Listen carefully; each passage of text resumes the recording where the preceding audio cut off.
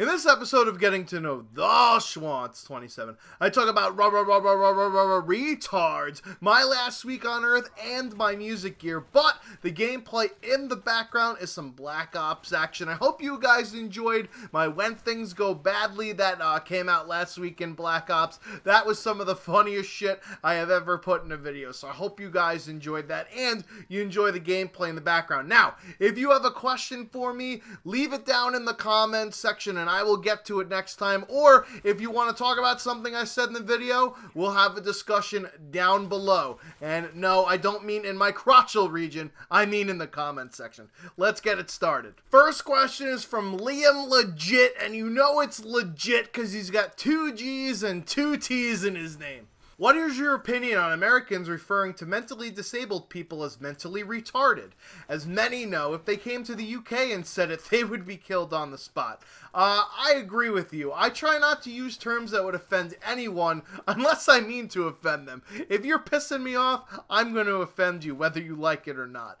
I'll never drop N-bombs or say even the word faggot or retard to anybody because I know that those words could offend somebody, so I try not to say them. Additionally, I just think it shows off a lack of intelligence and makes you seem uneducated to use terms like that. Plus, I love making up my own insults like douche canoe, cum dumpster, and jizz bucket. Carlos Valdosta asks, do you watch any food-related TV? If so, favorite show / personality? I loved watching Man vs. Food with Adam Richman. It was one of my favorite food shows. It's amazing to see what people think that they could actually eat. Believe it or not, I did a food challenge one time, and I'll probably talk about it on a future Schwantz's story that I'll put out soon. So don't worry, you guys will definitely hear the details about my encounters with a food challenge. But I also like Ramsay's Kitchen Nightmares, but it does make me feel uneasy about going out to eat anywhere at all. I did work at a Ruby Tuesday back in college, and our restaurant was never that filthy, but you never know with some of these non-chain ones. NZ Product has got 3 questions for me. First one of which, if you had to play either Ghosts or Black Ops 2 for a day, which would you rather suffer with?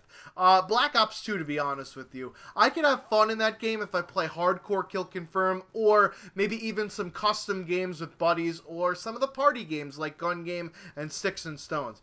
Ghosts is just completely unfun, except for the Safeguard game mode, and that gets boring after 2 deep rounds or so.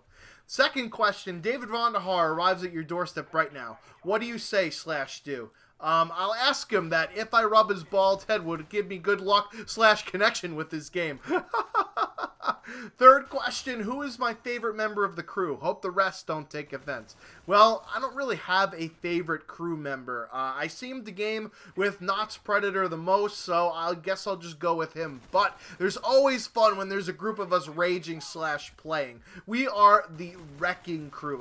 Mitch Blaska asks, when is Infinity Ward going to fix the spawns in Ghosts?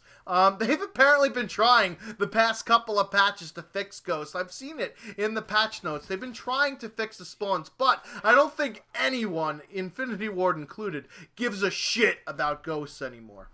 Big Tempa, do you think they should make old CODs more refreshed and have more customization, or you think it will be the same old bullshit?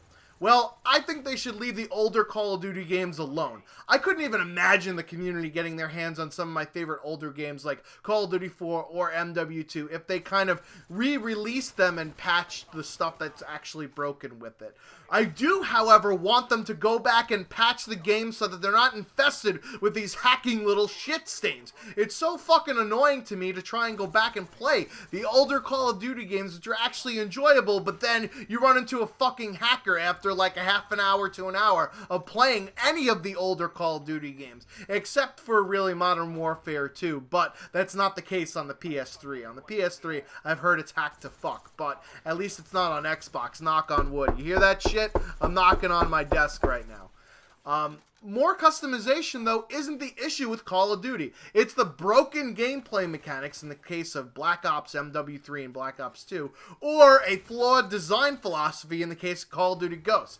I don't really play Call of Duty anymore, even the older ones. I've moved on to other IPs like Battlefield and Titanfall, because quite frankly, they're just much more enjoyable to play. The community isn't as AIDS as well. I Plow Fat Apes gives me a McDouble in terms of questions, so let's toss these shits on the grill. As the Call of Duty player used to be, wait a second now, I know I said I don't play it much anymore, but come on now, it's not like I used to be this great Call of Duty player and now I'm fucking shit. I dropped a 50 bomb in Black Ops 2 when we played a couple of weeks ago, asshole. Anyways, back to his fucking question. Was I into competitive Call of Duty and any favorite teams out there? Well, I was never really into watching competitive, but I do enjoy shoutcasting, which is basically like watching anyways, but at least I'm talking to it, and I feel like I'm involved in interacting with it. I enjoyed hosting my tournaments, but I've fallen out of favor with Ghosts, obviously, as most competitive players have, because the game, quite frankly, is just so fucking bad. I probably won't get Advanced Warfare unless I try it and like it, so there's no reason for me to get into competitive Call of Duty. But a team I'd like to root for is Evil Geniuses, because they're always overlooked by the fucking Optic Greenwall fan shits that are out there now. But Evil Geniuses actually fucking wins. Aside from the X Games, what has Optic done? Nothing. They've been irrelevant since MW3. I also like Team Caliber because they're more of a grassroots style team that started up with, you know, just a bunch of former players that fell out of favor with their teams that kind of came together, and they've been pretty tight ever since. Second question, when are you coming down to the city so I could skinny dip in your butthole? Wait, you've got a fucking pool? Hold on a second, fam. I'll be right fucking down there. It is too hot in Poughkeepsie. Dubstep Predator asks me about what movies or games am I looking forward to the most this year. Well, I'm looking forward to playing Battlefield Hardline because it looks like a shitload of fun, even though it's basically a Battlefield 4 expansion pack. I also want to play Destiny as well because people have had nothing but good things to say about it. I'm not much of a movie person, although the Hunger Games movies that I watched were pretty good, so the new one I think is out in November, so I'm going to be looking forward to that one. He also asks me, what sports did you play in high school? I played baseball, football, and basketball. I was a 3-season athlete back in high school. I have some pictures of me in some uniforms in a previous episode. I'll try and find it and link it in the description. How many girlfriends did you have in your life? Well, I had like 4 or 5 flings in high school, but then I had one serious girlfriend, which carried over into college, but then we broke up right afterwards. Just as a PSA, never go to college in a relationship. It never works. Period. End of discussion. Anyways, then I had 2 more while I was in college, and finally 1 more after college, who is now my wife. I was never about being with a girl unless it was the right person. Being single is fine with me because I'm not tethered to always including another person, but it is amazing to share things with somebody if they're right for you. Now, don't get me wrong, I've done my fair share of hooking up, but as far as girlfriends go, I can count 4. That's not a whole hell of a lot.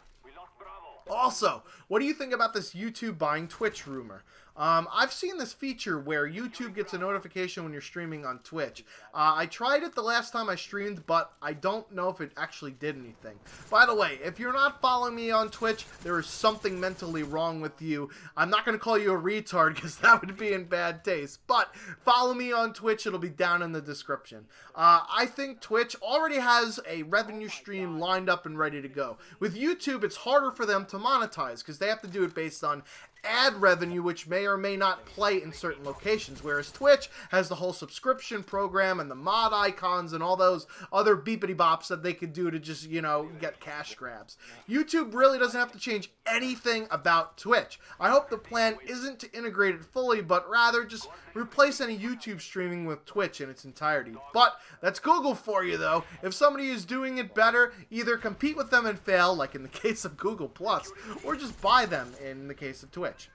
Jorge Benitez asks, how would you spend your last week on Earth? I would be constantly traveling to places to have experiences that I wouldn't be able to get anywhere else, like Spain, Greece, Thailand, the Arctic Ocean, Australia, Africa. Anywhere that's got somewhere cool to go, I will be fucking there. Fedora Ferret asks, if I was in a room with Hitler, Bin Laden, and Troll Munchies, would I shoot Troll Munchies twice? Considering that Hitler and Bin Laden are already dead, I don't want to shoot fucking dead bodies, so I've got to go with your proposition here. No, I'm just kidding. I don't wish harm upon Troll Munchies or anybody else, really. I just want to have content like his to be eradicated from YouTube. There's no place for it on this website. Drums are for real. He's asking me about my music gear. What kind of acts and amp setup do you use? Do you tune down or play in standard tuning? I have a Jackson Soloist SLS-MG with an eerie desk finish. This guitar is originally like a $2,500 guitar, and I got it for $800 because the guy at Guitar Center was like, I don't like the color. I don't like the way it looks. Are you fucking kidding me? Look at this paint job. This thing looks bad fucking ass. I also have a Fender acoustic, which I got as an engagement present from my lovely wife, and an Ibanez SG ripoff as basically my practice guitar. My head and cabinet are both custom cabinets with a K. The brand custom, not like as in I built them myself or anything like that. I also have a Digitech DX1 effects pedal. It's got fucking everything on it. Any effect you could ever imagine. Delay, ping pong, flanger, phaser, chorus pedal. Even a wah pedal is on this fucking thing. My band usually plays half a step down, but sometimes we'll go to drop D flat if we want to get even heavier. I prefer playing in, standard tuning, but it's much easier on a singer to go that half step down to play. Plus, everything sounds more mean. Standard tuning is my normal thing. No one cares about KD. Does care, though, about my brand of guitar and string.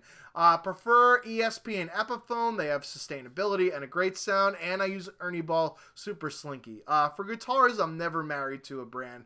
Whatever feels good in my hands and sounds right. Basically like the girls that I have sex with.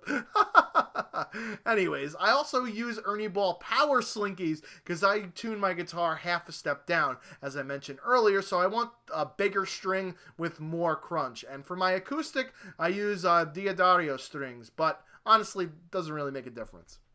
And last, but certainly least, is my buddy who is a Devils fan, always ragging on my rags, I mean Rangers, Apags. He asks me, if you met a subscriber at a Yankees game, how would you react? Well, honestly, I finally got recognized in a lobby for the first time ever by a dude named Retro Moddingmer 102. I recognized his name because it's fucking weird as shit, and he submitted a clip for the OP Not Top 5 series that I included in one of the episodes. So I recognized the gamer tag, and he was kind of excited about playing with me. And I think he has a video up on his channel about it. I'm not sure. I'm going to have to go check that out. But if I saw somebody at a Yankees game and they recognized me, I'd be flattered but borderline creeped out. You fucking stalking me? How do you know I'm at a Yankees game? No, I'm just playing. I'll buy you a beer if you're not fucking stalking me.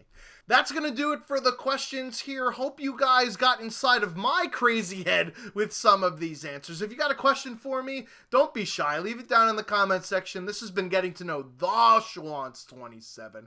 And I'm out like Sean Avery. Wait, is he actually gay? I don't know. There was just reports about it. Until next time.